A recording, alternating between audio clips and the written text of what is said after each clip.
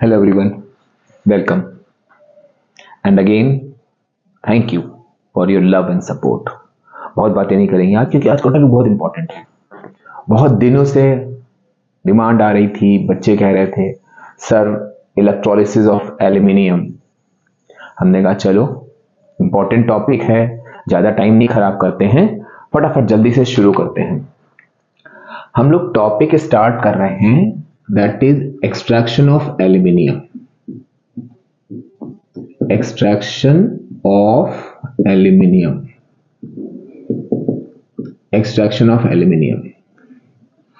Extraction mean simply हमको कोई भी एल्यूमिनियम का चीफ ओर लेना है, चीफ ओर, और उससे जो है मेटल को यानी कि एल्यूमिनियम को एक्सट्रैक्ट कर देना है। तो एल्यूमिनियम का चीफ ओर होता है आपका बॉक्साइट। इस पर बहुत इंपॉर्टेंट क्वेश्चन आता है। जो तीन चीजें हम लिख रहे हैं वो आप ध्यान रखिएगा। बॉक्साइट, इसका फॉर्मूला होता है Al2O3.2H2O और इसका केमिकल नेम होता है, ये 2 नंबर में क्वेश्चन आ चुका है इसलिए इसको शुरुआत में ही हम बता रहे हैं आपको। इसका केमिकल नेम होता है, ध्यान रखिएगा आप, hydrated aluminium oxide. Hydrated aluminium oxide. क्योंकि एक बार ये क्वेश्चन आया था कि name chief ore of aluminium and its formula. तो फॉर्मूला आपने लिख दिया Al2O3 और बॉक्साइड, फिर सेकंड उसमें था कि what is it's chemical name. तो केमिकल नेम में हम लोगों ने काफी सारे देखा था, बच्चों ने लिखा था aluminium oxide. No, that is hydrated aluminium oxide because यहाँ पे इसका वाटर ऑफ क्रिस्टलाइजेशन लगा हुआ है Al2O3 के संग। तो हम ये लेंगे हाइड्रेटेड एल्यूमिनियम ऑक्साइड। अब हम लोग एक्सट्रैक्शन ऑफ एल्यूमिनियम कर रहे हैं, मींस या आप कह सकते हो कि हम लोग एल्यूमिनियम की मेटलर्जी कर रहे हैं। तो मानी हुई बात है, आपने मेरे इससे पहले वाले वीडियो में देखा होगा, हम लोगों ने मेटलर्जी के कुछ कॉमन स्टेप लिए थे, जर्नल स्टेप। तो हम क्या करेंगे, एक बार इस सारी एल्यूमिनियम की मेटलर्जी के जितने भी स्टेप्स इन्वॉल्व हो रहे हैं, 4 स्टेप थे, उनमें हमने आपसे कहा था कुछ स्टेप्स एल्यूमिनियम की मेटलर्जी में इन्वॉल्व नहीं होते हैं, तो उसका एक हम फ्लो चार्ट यहां आपका बना रहे हैं। फिर एक एक, जैसा कि हम हर बार करते हैं, पहले पूरा ब्रीफ एक संग ले लिया, फिर एक एक टॉपिक को उठाया, उसको पूरा डिटेल में एक्सप्लेन किया। हम तो आपसे भी यही कहते हैं कि आप यही करो, कोई भी टॉपिक हो उसको छोटे छोटे पार्ट्स में डिवाइड करो। एक पार्ट जब पूरा पक्का कंफर्म हो जाए, सब याद हो जाए अच्छे से, तब आप दूसरे पार्ट पे आओ। थोड़ा सा टाइम लेगा लेकिन आपका परफेक्शन के साथ वो चीज तैयार होगी। तो हम लोग आते हैं यहां पर कि various steps of metallurgy. Briefly हम आपको पुराना वाला भी एक बार वो करते जाएंगे, अदरवाइज आप मेरा इससे पहले वाला वीडियो देखो मेटलर्जी के जर्नल स्टेप्स में। तो पहला स्टेप हम लोगों ने देखा था मेटलर्जी में होता है कॉन्सेंट्रेशन ऑफ ओर। लेकिन यहां पे हमको ओर मालूम चल चुका है, that is chief ore of aluminium is bauxite. तो हम यहां लिखेंगे कॉन्सेंट्रेशन ऑफ बॉक्साइट। अच्छा, एक चीज हम और आपको बता दें, एल्यूमिनियम के जितने भी मेटलर्जी में जितने भी स्टेप्स इन्वॉल्व हैं वो सब कोई ना कोई प्रोसेस है जो आपका 1 मार्क्स का क्वेश्चन होता है। उन्होंने आपसे कहा name the process use for concentration of bauxite, तो आपको उस प्रोसेस का नाम लिखना होगा। तो इस अपने शुरुआत वाले फ्लो चार्ट में हम यही करेंगे कि नाम लिखेंगे तो और उसके सामने उसके प्रोसेस का नाम लिखेंगे। आपने कहा सर, लेकिन आपने तो कहा था, मेरे प्रीवियस वीडियो में देखिए आप, कि concentration of bauxite is also called dressing. हम कहेंगे very good, dressing of bauxite. ये पहला स्टेप है, यानी कि ये आपका स्टेप 1, कॉन्सेंट्रेशन ऑफ बॉक्साइट या ड्रेसिंग ऑफ बॉक्साइट। या आपको याद हो हमने कहा था कि ये आपका एनरिचमेंट भी कहलाता है, तो एनरिचमेंट ऑफ बॉक्साइट। और एक चीज और जो स्पेशली यहां पर यूज होगी जब एल्यूमिनियम की मेटलर्जी भी हम लोग डिटेल में पढ़ेंगे, पहले स्टेप को हम लोग कंप्लीट कर लेंगे तब वहां से निकल के आएगी।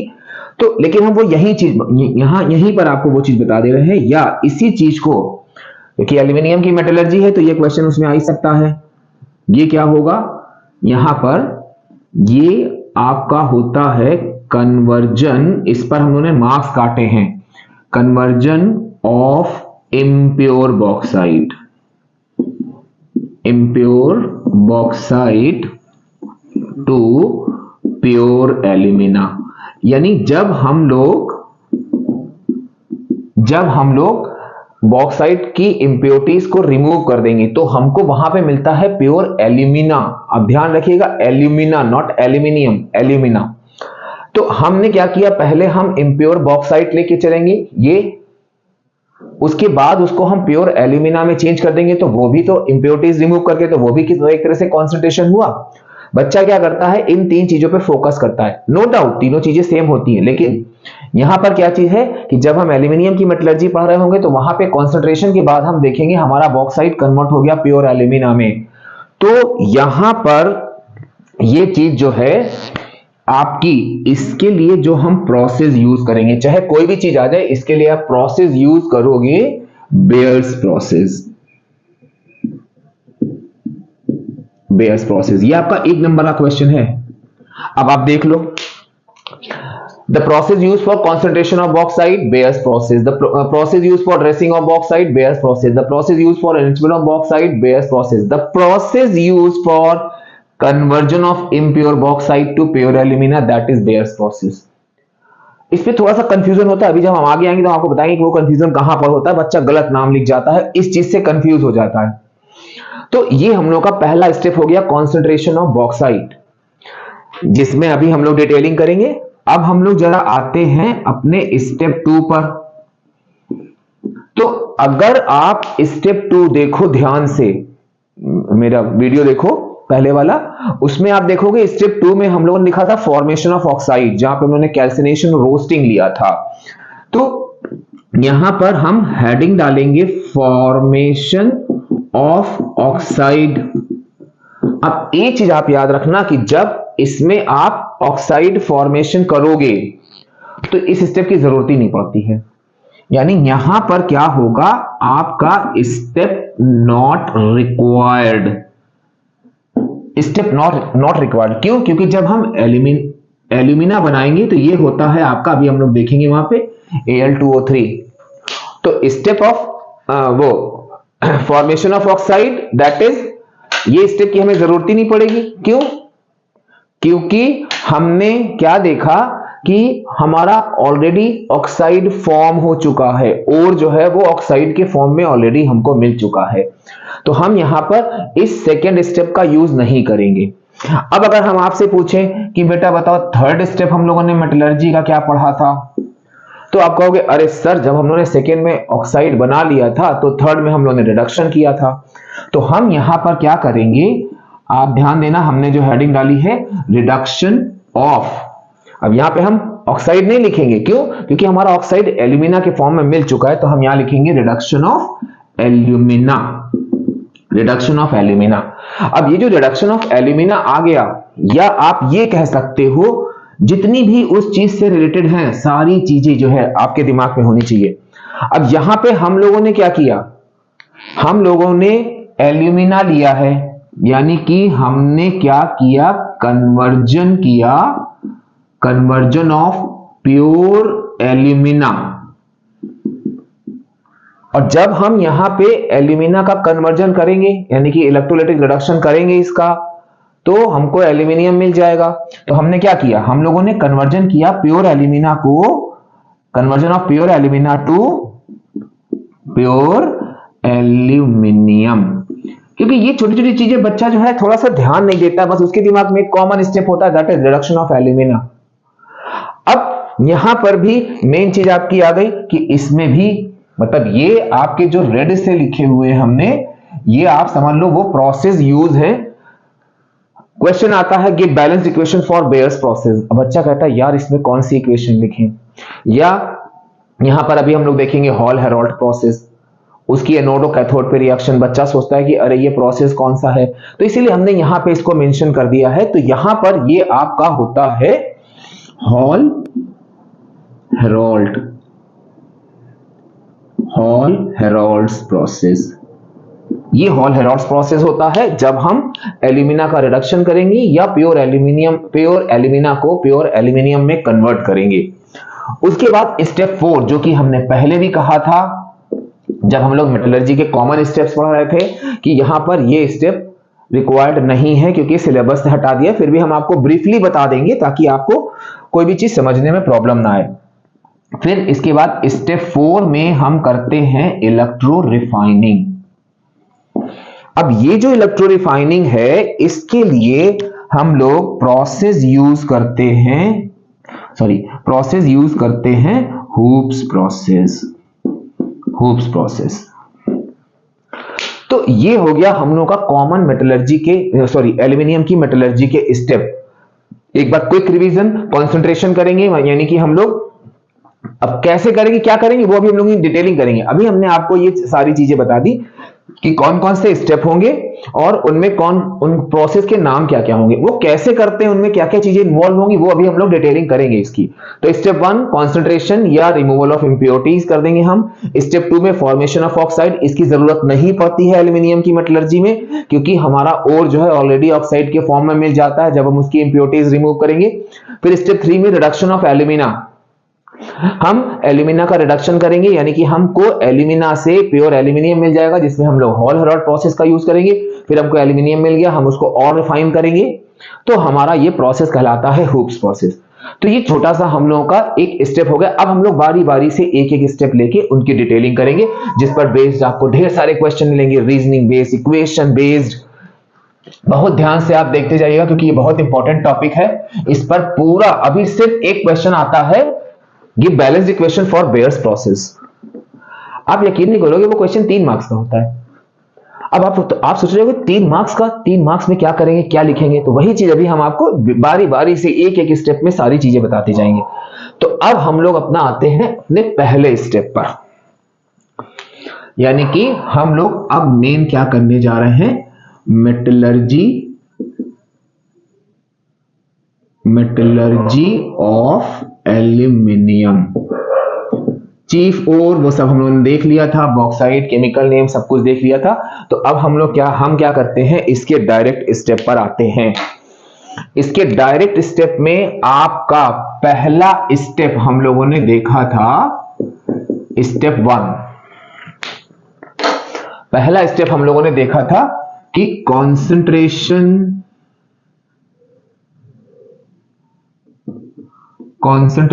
ऑफ बॉक्साइट, यानी हम बॉक्साइट का कॉन्सेंट्रेशन करेंगे। इसमें हमने आपको बताया था बेयर्स प्रोसेस। अब पूरा डिटेल में करना है तो हम लोग इसको पूरा लिखते जाएंगे। Concentration of bauxite that is bears process.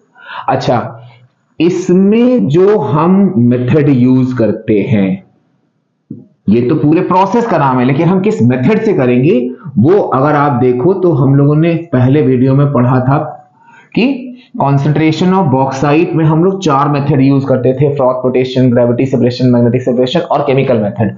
तो यहां पर हम लोग केमिकल मेथड यूज करेंगे। अब आपका फिर से 1 नंबर का क्वेश्चन आने जा रहा है, जब हम केमिकल मेथड यूज करेंगे तो हम केमिकल कौन सा ऐड करेंगे इसमें, तो यहां पर हमारा आ गया कि हम केमिकल कौन सा ऐड करेंगे। तो केमिकल एडेड यहां पे होता है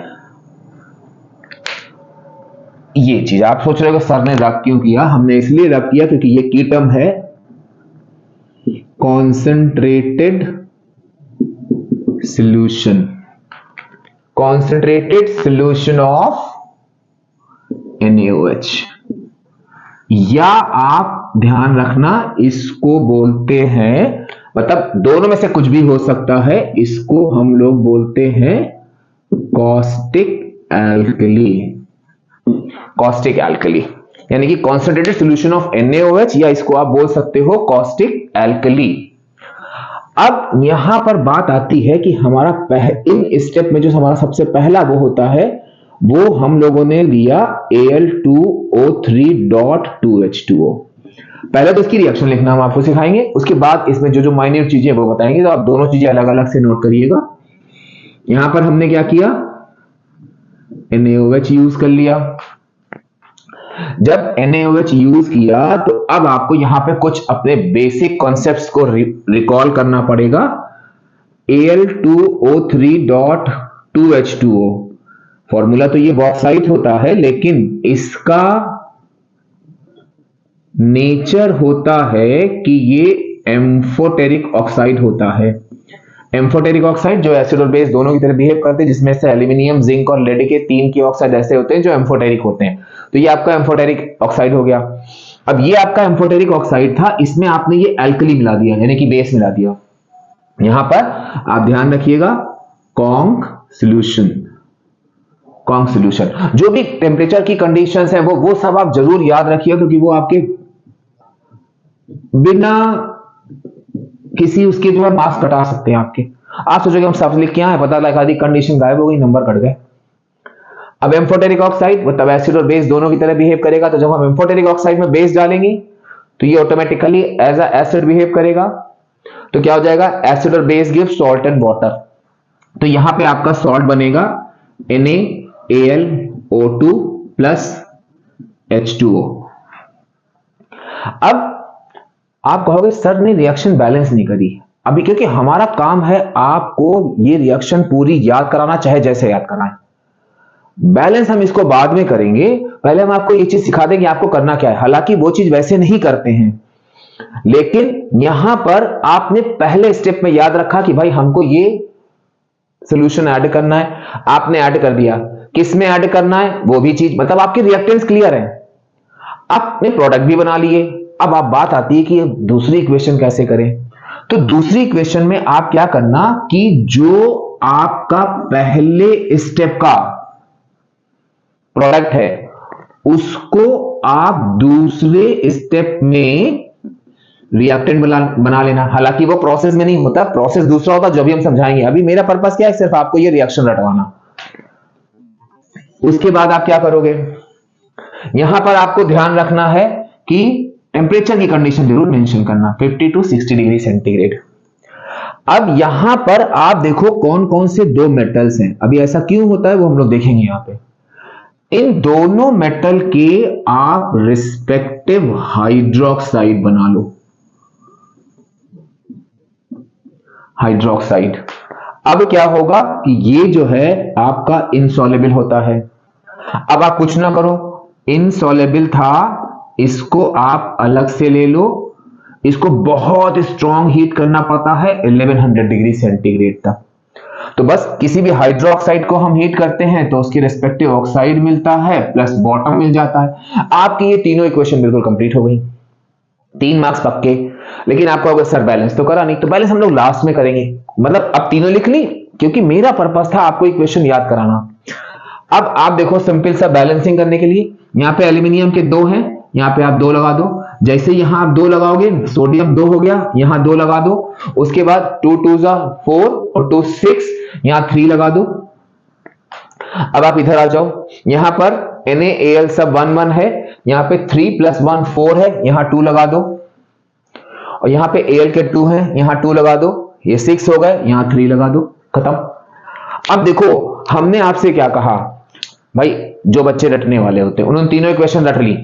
अब रटने में कहीं छोटी मोटी गलती हो गई, चलो प्रॉब्लम हो गई। लेकिन जब आपने ये चीज याद करी कि पहले स्टेप के प्रोडक्ट्स को हमें दूसरे स्टेप का रिएक्टेंट पहले स्टेप के प्रोडक्ट्स को हम लोग को दूसरे स्टेप का रिएक्टेंट बनाना है, तो बच्चा सोचता है, जब वो पूरी बैलेंस इक्वेशन लिख लेता है तो वो सोचता है अरे यार 2NaOH2 यही, इसको हमें पूरा प्रोडक्ट बनाना था, तो ये पूरा यहां पे बना दिया।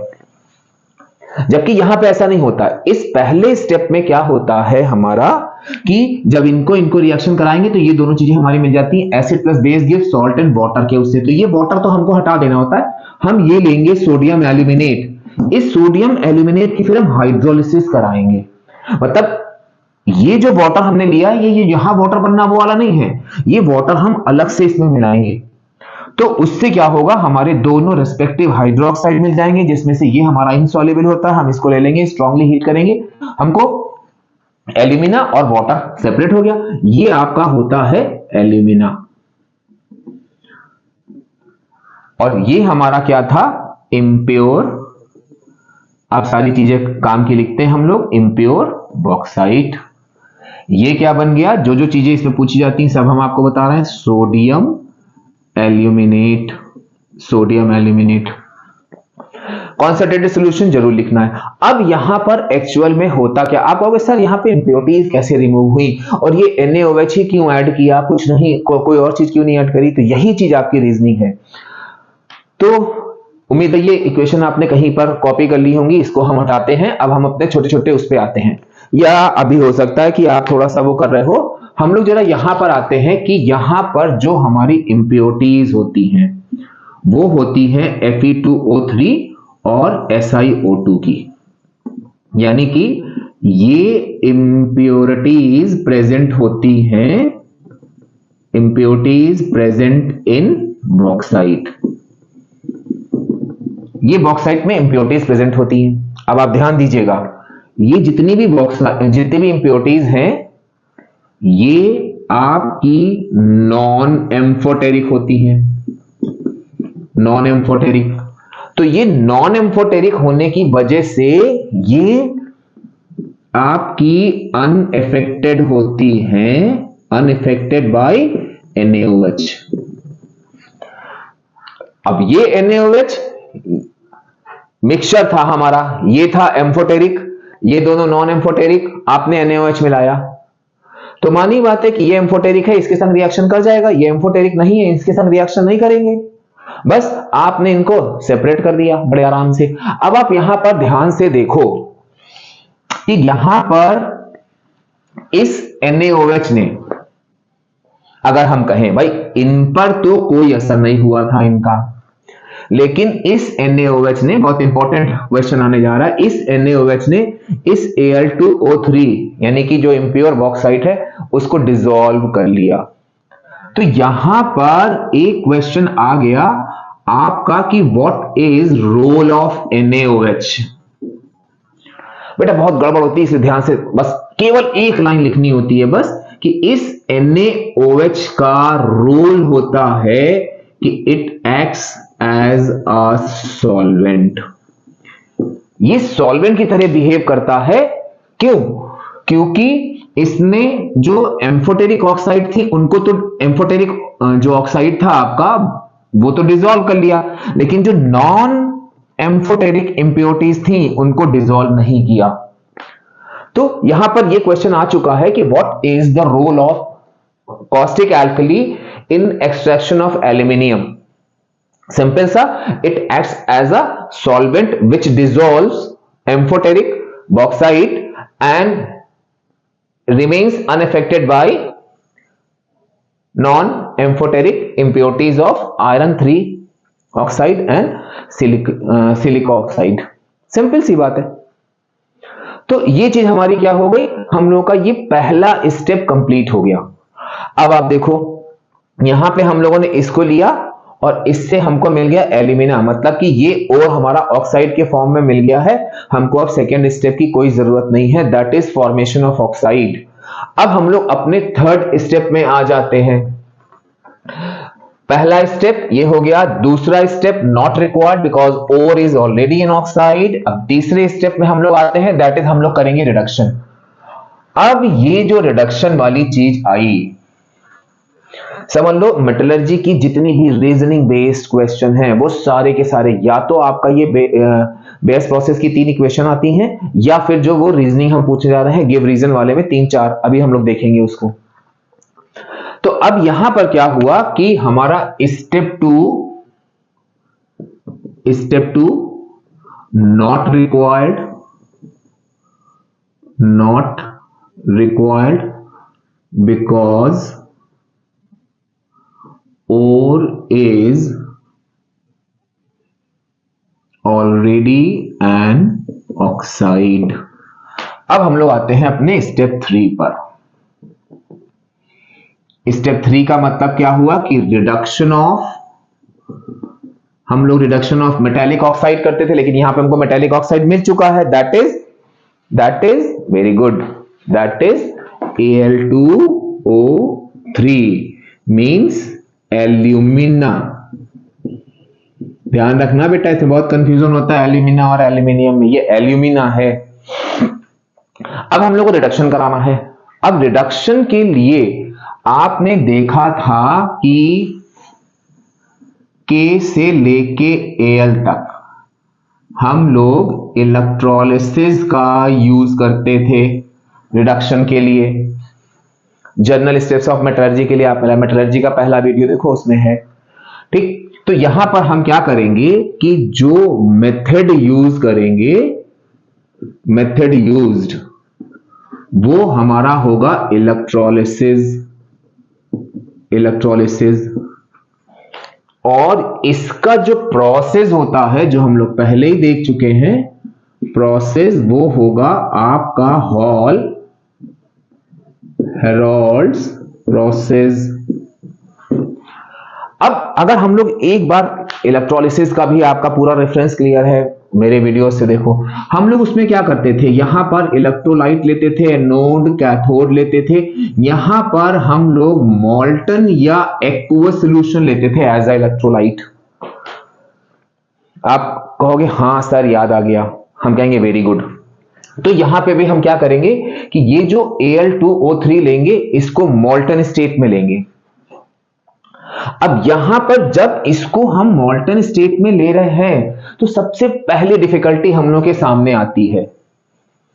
सबसे पहली डिफिकल्टी हम लोग के सामने आती है, वो क्या होती है उसको अभी रुक के बताएंगे। पहले जरा हम आपको ये पूरी चीज बता दें कि यहां पर हम लोग इसको करते कैसे हैं। यहां पर हम लोग जो नॉर्मल हम लोगों ने इलेक्ट्रोलिसिस में देखा था, हालांकि एनोड कैथोड इलेक्ट्रोलाइट सब कुछ वही होगा, इस डायग्राम से आपको वो बहुत सारे रीजनिंग और क्लियर हो जाएंगी। ये हम यहां पर एक इलेक्ट्रोलिटिक सेल बनाते हैं और ये इलेक्ट्रोलिटिक सेल जो है यहां पर जैसे हम लोग उसमें करते थे, ये लगा दिया और यहां पर हम लोग, अब यहां आप ध्यान दीजिएगा, हम लोग नॉर्मल इलेक्ट्रोलिटिक सेल में क्या करते थे, एक एनोड एक कैथोड। यहां पर हम लोग क्या करते हैं कि ये जो कंटेनर है, इस कंटेनर की जो वॉल होती है, ये हम लोग गैस कार्बन की बनाते हैं, जो कि यहां पर एज अ कैथोड काम करती है। यानी कि ये हमारा हो गया कैथोड। कैथोड जो होता है आपका गैस कार्बन लाइनिंग। ध्यान रखना, क्वेश्चन पूछा जा चुका है, एनोड यूज कैथोड यूज्ड। और यहां पर हम क्या करेंगे, मतलब जो भी इलेक्ट्रोलाइट लेंगे उसमें हम लोग मल्टीपल्स ऑफ ग्रेफाइट इलेक्ट्रोड लगाएंगे। आप कहोगे अरे सर ये क्यों, तो वही अभी हम लोग देखेंगे कि जो हम लोग के वेरियस रीजनिंग और जो चीजें आएंगी वो सब हम लोग अभी, इसीलिए हमने कहा पहले डायग्राम बना देते हैं जिससे आपकी ये चीज पूरी क्लियर हो जाए। ये मतलब मल्टीपल्स में हम लोग क्या करेंगे, ग्रेफाइट के इलेक्ट्रोड ले लेंगे। ये जितने भी लगे हुए हैं ये हम लोग के ग्रेफाइट इलेक्ट्रोड हैं, ग्रेफाइट इलेक्ट्रोड हैं जो आपके एनोड का काम करते हैं।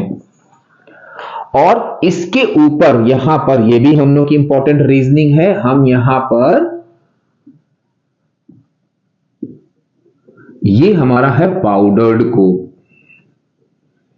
पाउडर्ड कोक स्प्रिंकल कर देंगे इसके ऊपर, स्प्रिंकल्ड पाउडर कोक। अब आप सोच रहे होंगे कि ये सर ने डायग्राम बना दिया, अब हम लोगों को करना क्या है, क्योंकि यहां पर मेन पहले हम आपको इलेक्ट्रोलिसिस का यूज करके इसकी रिएक्शन एट एनोड और रिएक्शन एट कैथोड बता देते हैं, फिर जितनी भी सारी चीजें हैं वो हम आपको रीजनिंग और उस तरह के उसमें बताएंगे। अब यहां पर मेन बात आ गई, आपने कहा सर आपने यहां पर कैथोड मेंशन कर दिया, आपने यहां पे एनोड मेंशन कर दिया, सर इलेक्ट्रोलाइट क्या लेंगे। हमने कहा वेरी गुड, यहां पर हम इलेक्ट्रोलाइट लेंगे। अब ये इलेक्ट्रोलाइट बहुत इंपॉर्टेंट है, इसलिए हम इसको यहां पे लिख रहे हैं रेड से। हम यहां पर लेंगे फ्यूज्ड एल्यूमिना, यानी जो हमको एल्यूमिना मिला था वो हम फ्यूज स्टेट में लेंगे। और यहां पर हम एक इसमें और चीज मिलाते हैं क्रायोलाइट, और इसमें हम लोग एक चीज और मिलाएंगे, दो चीजें मिलाते हैं, वो क्यों मिलाते हैं वो अभी हम लोग देखेंगे। यहां पे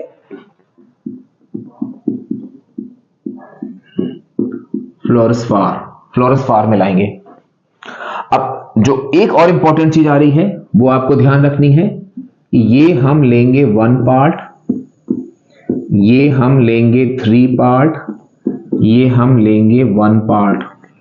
इस पर क्वेश्चन आ चुका है कि in electrolytic reduction of alumina name the compound that is in higher ratio. तो आपका क्या होगा आंसर, दैट इज क्रायोलाइट। इसका 3 पार्ट लेंगे। फ्लोस्फार इनको क्यों लेते हैं वो अभी आप पहले आप मेन फोकस करो यहां पर कि ये, क्योंकि ये डायग्राम बेस्ड क्वेश्चन आता है कि इसका डायग्राम क्या होगा। बाकी ये सब क्यों मिलाया, इन्हीं पर रीजनिंग्स हैं। तो रीजनिंग वाले और सारे क्वेश्चन हम एक जगह आपको बताएंगे। पहले हम लोग फोकस करते हैं सिर्फ इस पे। Cathode use gas carbon lining, anode use graphite electrode, इसके ऊपर पाउडर कोक स्प्रिंकल करेंगे। यहां पर फ्यूज्ड एल्यूमिना, क्रायोलाइट और फ्लोस्फार एज अ इलेक्ट्रोलाइट यूज करेंगे। यहां पर फ्यूज्ड एल्यूमिना दैट इज ये तो आपका Al2O3 होगा, ये यहां पे आपका Na3AlF6, इसको अभी हम दोबारा फिर बताएंगे, पहले अभी यहां हमको जरूरत पड़ेगी तो इसलिए हमने लिख दिया यहां पे। ये CaF2 कैल्शियम फ्लोराइड या सोडियम एल्यूमिनियम फ्लोराइड या एल्यूमिनियम ऑक्साइड।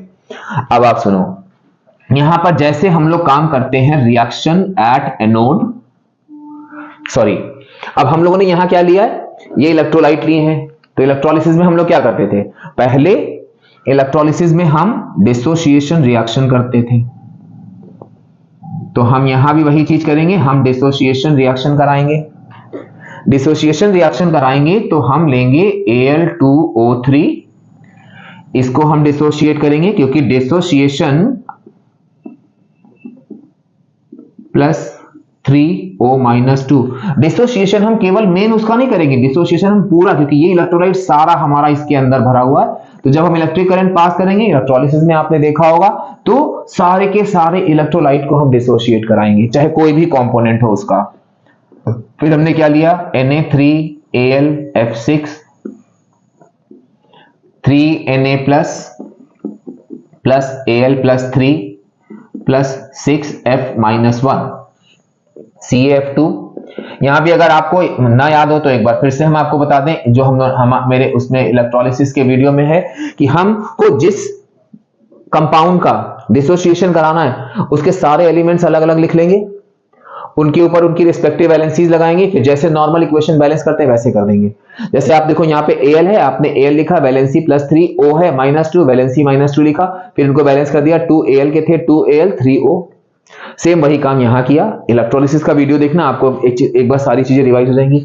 अब इसका मतलब ये हुआ कि हमारे पास ये सारे के सारे आयंस इस इलेक्ट्रोलाइटिक मिक्सचर में प्रेजेंट है।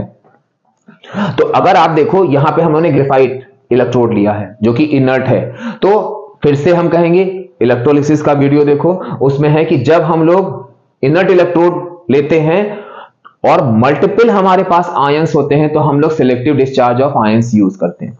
तो हमने देखा यहां पे Al+3 भी था, Na+ भी था, Ca+2 था। तो इलेक्ट्रोलिटिक्स जो हमारी सीरीज होती है KNaCa, तो अब आप देखो यहां पे इसमें कौन कौन से हैं, सोडियम है, कैल्शियम है, एल्यूमिनियम है। कौन सा लोवेस्ट है, एल्यूमिनियम, तो एल्यूमिनियम विल डिस्चार्ज फर्स्ट। ऐसे इसमें फ्लोराइड है और ऑक्सीजन है, तो ऑक्सीजन पहले डिस्चार्ज होगी। तो ये चीज आपको हमने एक बार यहां पे रिवाइज करा दी। तो अब यहां पे क्या हुआ कि हमको लिखनी है मेन ये चीज, रिएक्शन एट एनोड। बेसिकली ये चीज पूछी जाती है और ये चीज पूछी जाती है, रिएक्शन एट कैथोड। अब एनोड पर यानी कि एनोड प्लस वाला है तो उस पर माइनस वाला यानी कि ऑक्सीजन जाएगा, 3O-2 -2 electron gives 3O2। Cathode पर 2Al+3 +3 इलेक्ट्रॉन गिव्स 2Al। ये लो आपको एल्यूमिनियम मिल गया। बहुत सिंपल सा। अगर इलेक्ट्रोलिसिस के कॉन्सेप्ट क्लियर हैं तो आप जो है सारे के सारे चीजें जो है बड़े आराम से कर लोगे। बस आपको ये याद रखना होगा कि इसमें हम लोगों ने इलेक्ट्रोलाइट क्या यूज किया है, इलेक्ट्रोलाइट का रेशियो कितना है और इनको क्यों यूज किया वो अभी हम लोग पूरा एक संग, क्योंकि हम देखो ब्रीफली आपको एक चीज बता रहे हैं कि पहले आपको इस पूरे प्रोसेस में करना क्या है, ये चीजें क्यों करी उसको बिल्कुल अलग से वो करेंगे ताकि ये आपका एक यूनिट वाइज टॉपिक वाइज अलग से चीज तैयार रहे, इससे रिलेटेड सारी रीजनिंग वो अलग तैयार हो जाए। तो ये हम लोग का छोटा सा वो हो गया कि हम लोग किस तरह से एल्यूमिना का रिडक्शन करेंगे जिससे हमको प्योर एल्यूमिनियम मिल जाएगा। तो यहां पर प्रोसेस यूज एक बार फिर से बता दें, हॉल हेरोल्ड प्रोसेस होता है। अब यहां पर हाँ एक चीज हमें यहां पर हम लोगों ने लिया मेथड यूज इलेक्ट्रोलिसिस। तो बात आती है कि हम लोगों ने यहां पे इलेक्ट्रोलिसिस क्यों लिया। हम कोई रिड्यूसिंग एजेंट लगा सकते थे, इसका थर्मल इसको हीट करके थर्मली डिकम्पोज करा सकते थे। तो अगर आप मेरा प्रीवियस वीडियो देखो तो उसमें हमने दिया हुआ कि के से लेके एल तक इलेक्ट्रोलिसिस यूज करते हैं, क्योंकि एक बार फिर से हम लोग देख लेते हैं कि जो एल्यूमिनियम है has strong affinity for oxygen, so its oxide is highly stable। हालांकि ये हम बता चुके हैं, लेकिन अब यहां पे आया था तो हमने सोचा आपके दिमाग में आ जाए हाईली स्टेबल, तो यहां ये चीज बता देते हैं। तो ये चीज हमारी हो गई पूरी एल्यूमिनियम की मेटलर्जी। एल्यूमिनियम मिल गया। अब हम क्या करते हैं, जरा अपने इस चीज को दोबारा यूज करते हैं सारी चीजें कि हम लोगों ने जो जो भी काम किया वो क्यों किया, क्रायोलाइट क्यों मिलाया, फ्लोस्फार क्यों मिलाया, ऐसी कौन कौन सी प्रॉब्लम्स हैं जो एल्यूमिनियम की मेटलर्जी में आएंगी जो हमको नहीं होनी चाहिए, जैसे भी जो भी चीजें हैं सारी XYZ सारी चीजें अब हम लोग यहां पर देखेंगे। अगर हम आपसे कहें कि बेटा ये बताओ कि इलेक्ट्रोलाइट यूज्ड क्या था, तो आप कहोगे सर फ्यूज्ड एल्यूमिना और मींस Al2O3 और cryolite that is Na3AlF6 and fluorspar that is CF2। अब देखो यहां पर जो चीजें हम लिख रहे हैं नोट करते जाइएगा, क्योंकि उन पर आपको छोटे छोटे खूब सारे क्वेश्चन मिलेंगे। यहां पे अगर आपसे पूछा जाए कि इसका नाम क्या है, तो आप करोगे सोडियम एल्यूमिनियम फ्लोराइड। ये क्या है, ये सब इनके केमिकल नेम है। Calcium fluoride. अब देखो यहां पे आता है the chemical added to fused alumina to lower its fusion temperature. अभी क्यों किया वो हम लोग उस पे आते हैं, फ्यूजन टेम्परेचर लोअर। तो अब यहां पे क्या हुआ कि केमिकल यूज में आपने लिखा क्रायोलाइट एंड फ्लोस्फार, सेकेंड स्टेप में आ गया राइट इट्स केमिकल नेम जो हमने यहां लिख दिए। अब ये ध्यान रखना है Na3AlF6 क्रायोलाइट CF2 फ्लोस्फार। तो ये हम लोग का एक क्वेश्चन ये बन गया। दूसरी चीज एक बार फिर से हम कर दें यहां पे कि ये 1 पार्ट होता है, ये 3 पार्ट होता है, ये अगेन 1 पार्ट होता है। अब हम लोग जरा मेन फोकस करेंगे जो हमारा रीजनिंग में काम आएगा, जहां से अब हम लोग की रीजनिंग शुरू हो रही है। Fused alumina. अब हमको जब किसी भी कंपाउंड को फ्यूज करना तो हम क्या करेंगे, आप कहोगे अरे सर उसको हम हीट करेंगे, टेम्परेचर देंगे। हमने कहा वेरी गुड। तो इसको जब आप एल्यूमिना को हीट करोगे तो इसका जो मेल्टिंग पॉइंट होता है वो होता है 2050 डिग्री सेंटीग्रेड। बहुत हाई टेम्परेचर होता है। इतना टेम्परेचर जब आप करोगे तब ये एल्यूमिना फ्यूज होगा। अब पहली डिफिकल्टी यहां पे क्या आई, पहली डिफिकल्टी ये आई कि जब हम इस एल्यूमिना को फ्यूज कर रहे थे तो हम देख रहे थे कि इतने हाई टेम्परेचर पर क्या हो रहा था कि जो आपका एल्यूमिनियम था वो वेपराइज हो जा रहा था। क्यों, क्योंकि जो एल्यूमिनियम है उसका जो मेल्टिंग पॉइंट होता है वो आपका अराउंड 900 डिग्री सेंटीग्रेड होता है। अब आप सोच लो 900, सॉरी यहां पे आप इसका टेम्परेचर मेंशन मत करना क्योंकि गड़बड़ हो जाती है वहां पर। तो एल्यूमिनियम वेपराइज हो जा रहा है, वो सॉरी गलती हो गई क्योंकि वो चीज नहीं थी इसलिए हमने मेंशन कर दी गलती से। तो यहां पर क्या हुआ कि वो एल्यूमिनियम वेपराइज हो जा रहा है। तो हमको मालूम है कि हम अगर इसका मेल्टिंग पॉइंट लोअर कर दें, कम कर दें, तो मेल्टिंग पॉइंट लोअर करने के लिए हमें क्या करना होता है कि हमें जो भी हमारा कंपाउंड होता है उसमें हम कोई अनदर कंपाउंड मिला देते हैं जिससे उसका मेल्टिंग पॉइंट कम हो जाता है। ये हम अपनी रोजमर्रा की लाइफ में देखते हैं। मम्मी चाय बना रही, चाय पूरी बन गई, चाय खोल रही, उसके बाद दूध डाल दिया, आप देखो थोड़ी देर बाद थोड़ी देर के लिए वो कम हो जाता है उसका। उसके बाद थोड़ी देर बाद खोलना शुरू होता है जब वो दूध और चाय आपस में मिक्स हो जाते हैं। तो यहां पर इसका मेल्टिंग पॉइंट इतना ज्यादा था कि उस ज्यादा टेम्परेचर पर एल्यूमिनियम वेपराइज हो जा रहा था। तो ये हुआ कि हम लोग इसमें क्रायोलाइट और फ्लोस्फार ऐड कर दें। क्यों? क्योंकि उससे मेल्टिंग पॉइंट लोअर हो जाएगा। तो यहां पर आपका एक आ गया कि why cryolite and fluorspar is used. तो पहला आपका यहां पर क्या निकल के आया? पहला यहां पर आपका जो वो निकल के आया वो है कि to lower fusion temperature. Fusion temperature हम इसका लोअर कर देंगे। अच्छा भाई, अब जब आपने इसका फ्यूजन टेम्परेचर लोअर कर दिया, फ्यूजन टेम्परेचर लोअर कर दिया, तो आपने देखा कि जब इसका फ्यूजन टेम्परेचर कम हो गया तो अब जो है ये एल्यूमिनियम और ये ऑक्सीजन बड़े आराम से आयंस में टूट जाएंगे। और आयंस में टूट जाएंगे मतलब मान लो ये हम रफ वाला डायग्राम ले रहे हैं इस टाइप से, यहां पे Al+3 और O-2 ब्रेक हो गए। अब क्या हुआ कि ये आयंस रिस्पेक्टिव इलेक्ट्रोड पर जाना शुरू कर देंगे, यानी कि जो आयंस पहले बंधे हुए थे अब वो आयंस मोबाइल हो गए, मतलब इधर की तरफ मूव करने लगे। इन आयंस को मोबिलिटी किसने प्रोवाइड करी? भाई मानी बात है, इस क्रायोलाइट और फ्लोस्फार ने। अगर आप क्रायोलाइट फ्लोस्फार ना डालते, फ्यूजन टेम्परेचर कम ना होता, आयंस में ब्रेकिंग होती नहीं, आयंस मोबाइल होते नहीं। तो यहां पर दूसरी चीज क्या हो गई कि to enhance mobility of ions, यानी आयंस को मोबिलिटी मिल जाती है क्रायोलाइट और फ्लोस्फार की वजह से। तीसरी चीज, जब आपके आयंस एनोड से कैथोड की तरफ रिस्पेक्टिव इलेक्ट्रोड की तरफ माइग्रेट होने शुरू हो गए तो क्या हुआ? ये इलेक्ट्रोलाइट आपका कंडक्टर बन गया। तो यहां पर किस वजह से हुआ? क्योंकि हम लोगों ने क्रायोलाइट और फ्लोस्फार ऐड कर दिया था। तो to enhance conductivity of electrolytic mixture. ये चीज आप बहुत अच्छे से याद रखना, क्योंकि कभी कभी होता क्या है कि वो रोल ऑफ क्रायोलाइट एंड फ्लोस्फार दोनों पूछ लेते हैं। कभी कभी वो केवल एक सिंगल क्रायोलाइट पूछ लिया या सिंगल फ्लोस्फार पूछ लिया, तो आप तीनों पॉइंट लिख देना उसमें। To lower fusion temperature, to enhance mobility of ion, to enhance conductivity of electrolytic mixture.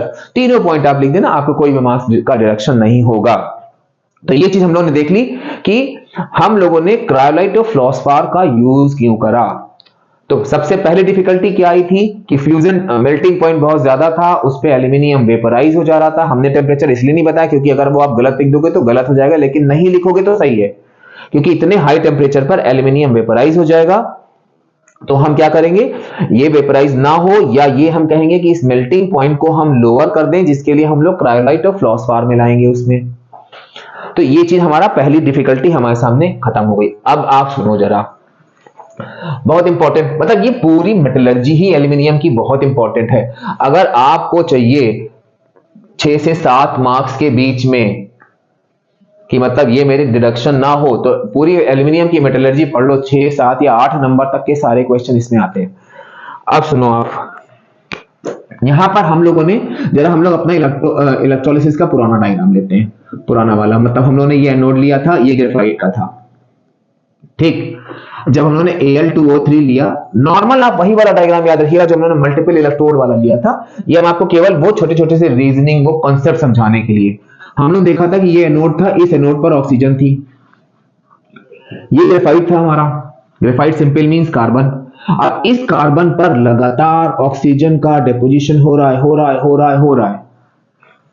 तो यहां पर क्या होगा कि ये कार्बन या ग्रेफाइट का जो इलेक्ट्रोड है, ये कार्बन लगातार ऑक्सीजन इसके पास डिपॉजिट होगी, तो ये क्या होगा, ऑक्सीडाइज होके कार्बन डाइऑक्साइड या कार्बन मोनोऑक्साइड बना लेगा।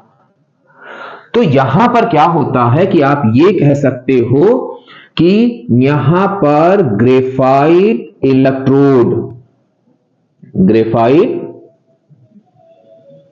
इलेक्ट्रोड ऑक्सीडाइज हो जा रहा है, ग्रेफाइट इलेक्ट्रोड ऑक्सीडाइज हो जा रहा है, या इसके लिए आप एक टर्म और यूज कर सकते हो कि ग्रेफाइट इलेक्ट्रोड बर्न हो जा रहा है।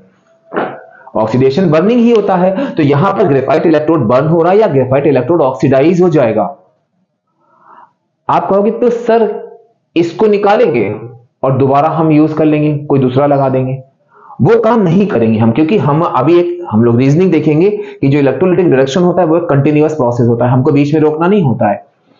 तो आप देखो ध्यान से, हम लोगों ने जो अपना ये डायग्राम बनाया था, यहां हम लोगों ने क्या किए थे, मल्टीपल इलेक्ट्रोड्स यूज किए थे।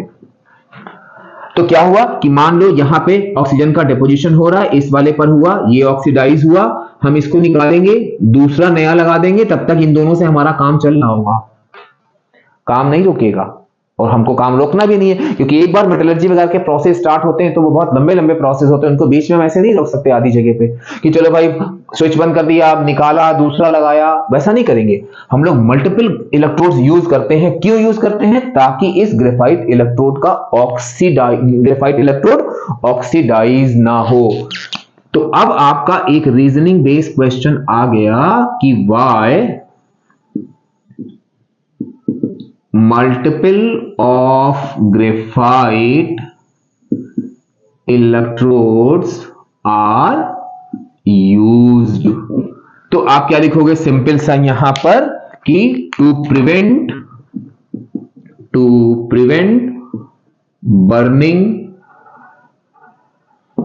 और ऑक्सीडेशन, कोई भी एक चीज लिख सकते हो, ऑक्सीडेशन ऑफ ग्रेफाइट इलेक्ट्रोड, ताकि ग्रेफाइट इलेक्ट्रोड का बर्निंग ना हो या उसका ऑक्सीडेशन ना हो। अब आप कहोगे सर आपने यहां पर एक चीज वो लिखी थी कि यहां पे हम क्या करते हैं, पाउडर्ड कोक स्प्रिंकल कर देते हैं। सर वो तो आपने बताया नहीं, हमने कहा बहुत ध्यान से देख रहे हो आप लोग, इसका मतलब चलो कोई बात नहीं। यहां पर क्या चीज हो गया कि why powdered coke is sprinkle. अब देखो यहां पर क्या था, पाउडर कोक का मतलब सिंपल सा कार्बन हुआ। अब यहां पर आपका ऑक्सीजन गैस निकल रही है, तो होगा क्या कि ये जो है आपका जो पाउडर कोक है, ये इस ऑक्सीजन को क्या करेगा, ऑक्सीडाइज कर देगा। मतलब ये कार्बन के जो पाउडर कोक है ये इस ऑक्सीजन से ऑक्सीडाइज हो जाएगा। तो क्या होगा कि हमारा ये इलेक्ट्रोड ऐसा नहीं कि ऑक्सीडाइज नहीं होगा, लेकिन थोड़ा प्रिवेंट हो जाएगा, वो लंबे समय तक चलेगा। तो हमने पाउडर कोक स्प्रिंकल करने का वजह भी क्या था कि हमारा क्या हो, to prevent oxidation of graphite electrode. और एक काम ये और करता है, हमको मालूम है, हमने ये ग्रेफाइट लिया है, ये नॉन कंडक्टर होता है और इसके अंदर हमने फ्यूज्ड एल्यूमिना भरा हुआ था। तो उससे क्या होगा कि इसके अंदर जो हीट होगी उसका लॉस नहीं होने पाएगा इवेपोरेशन के थ्रू, क्योंकि ये नॉन कंडक्टर है, इसकी पूरी लेयर इसके ऊपर पड़ी हुई है, तो इसके अंदर की जो हीट होगी तो इससे क्या होगा, हमारा एल्यूमिना जो है वो ऑलरेडी मोल्टन स्टेट में ही रहेगा। तो यहां क्या होगा, to prevent heat loss by radiation, कि रेडिएशन के थ्रू हीट का लॉस ना हो। ये तीनों क्वेश्चन बहुत इंपॉर्टेंट हैं आपके। Why multiple of graphite electrodes are used, why powder coke is sprinkle. तो यहां पर हम लोगों ने क्या देखा कि यहां पर हम क्या करेंगे कि पाउडर कोक स्प्रिंकल कर देंगे और मल्टीपल ग्रेफाइट इलेक्ट्रोड यूज करेंगे, जिसमें दोनों का पर्पस हमारा होता है कि हमको बर्निंग को प्रिवेंट करना है या ऑक्सीडेशन को प्रिवेंट करना है। यहां पर क्या है, heat loss by radiation, non conductor होगा, इसकी पूरी लेयर पड़ी हुई है, तो इसके अंदर जो हीट होगी it will remain inside the electrolytic mixture और electrolytic mixture will remain in molten state. तो ये चीज हम लोग की हो गई। इन सारी प्रिकॉशंस को ध्यान में रख के, इन सारी चीजों को वो करके हम लोग एल्यूमिनियम का एक्सट्रैक्शन कर लेंगे। अब यहां पर जब हमको एल्यूमिनियम मिल गया तो अब बात आती है रिफाइनिंग की। हालांकि एल्यूमिनियम की रिफाइनिंग सिलेबस में नहीं है, फिर भी हम आपको थोड़ा सा रेफरेंस के लिए बता दें कि एक्चुअल में रिफाइनिंग में हम लोग करते क्या हैं। यहां पर हम लोग एक बेसिक डायग्राम है वो आपको याद रखना है। इसमें भी नॉर्मली हम लोग इलेक्ट्रोलिसिस की, इलेक्ट्रो रिफाइनिंग की तरह यहां पर हम लोग डायग्राम नहीं बनाते हैं। यहां पर एक्चुअल में होता क्या है कि हम एक टैंक लेंगे, ये हम लोग क्या कर रहे हैं यहां पे, रिफाइनिंग ऑफ एल्यूमिनियम। और ये रिफाइनिंग ऑफ एल्यूमिनियम, इसका भी एक प्रोसेस होता है which is known as Hoopes process. यहां पे नॉर्मल जो हम लोग की वो होती है रिफाइनिंग, उससे ही डायग्राम थोड़ा सा डिफरेंट होता है। यहां पर हम लोग क्या करते हैं कि 3 लेयर लेते हैं। यहां पर हमारा प्योर एल्यूमिनियम होता है, यहां पर हमारा इम्प्योर एल्यूमिनियम होता है, और ये हमारा इलेक्ट्रोलाइट होता है। अब यहां पर क्या हुआ कि हम लोग जब रिफाइनिंग, नॉर्मल रिफाइनिंग पढ़ते हैं तो वहां पर एनोड होता है, आपका कैथोड होता है, और आपका इलेक्ट्रोलाइट होता है। यहां पे जो एनोड है आपका वो है इम्प्योर एल्यूमिनियम, कैथोड है प्योर एल्यूमिनियम जो कि हम लोग नॉर्मल अपने उसमें करते हैं, और यहां पे हम लोग इलेक्ट्रोलाइट में लेते हैं क्रायोलाइट, और कुछ फ्लोराइड्स होते हैं उनके मिक्सचर ले लेते हैं, जैसे बेरियम फ्लोराइड, एल्यूमिनियम फ्लोराइड। ये चीज सिलेबस में नहीं है इसलिए हम इतना इसे डिटेल में नहीं बताएंगे। Calcium fluoride. तो अभी जो इलेक्ट्रोलाइट होगा ये हमारा क्या होगा, आयंस में टूटेगा, डिसोसिएशन जैसे नॉर्मल करते हैं वैसे करेंगे। उसके बाद हमारा मेन चीज है कि रिएक्शन एट एनोड और रिएक्शन एट, क्योंकि मेन आपका यहां पे रिएक्शन एट एनोड और रिएक्शन एट कैथोड ही है। और इम्प्योर एल्यूमिनियम, प्योर एल्यूमिनियम क्या क्या चीजें लेंगे वो हम एनोड और कैथोड, बस ये चीजें। तो एनोड पर क्या होगा, Al, अब ये 3 इलेक्ट्रॉन निकालेगा, Al+3 आयन में कन्वर्ट होगा, फिर Al+3 3 इलेक्ट्रॉन होगा, और ये Al बन जाएगा। हम देखेंगे ये Al जो है आपका 99%, ये हमने आपको एज अ रेफरेंस दिया, इस पे आप ज्यादा टाइम मत लगाना, क्योंकि फिर उससे स्टेप हमारा लगता है कि इनकम्प्लीट है, कि रिफाइनिंग नहीं हुई। तो ये हो गया हम लोग का रिफाइनिंग। तो ये था हम लोग का छोटा सा वीडियो एक्सट्रैक्शन ऑफ एल्यूमिनियम पर। उम्मीद है आपको पसंद आया होगा। पसंद आया है तो आपको मालूम है आपको क्या करना है, लाइक करो, सब्सक्राइब करो, शेयर करो, और अपने प्यारे प्यारे कमेंट से हमें सजेशंस दो। नेक्स्ट वीडियो में फिर मिलेंगे हम लोग। Till then bye.